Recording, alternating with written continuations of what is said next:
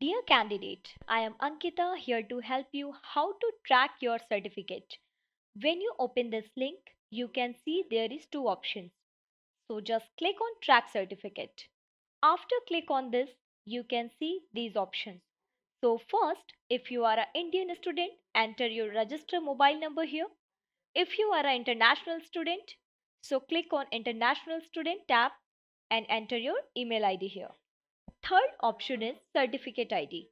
If you have already your certificate ID, then you can choose this option.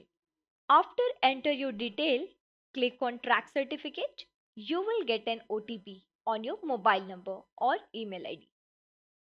Enter your OTP here and click on verify OTP. Now you can see all your certificate status here.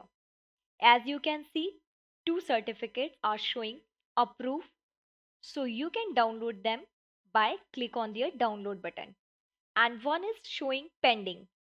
So when it will be verified from backend team, then you can download this one also. Okay, thank you for watching this video.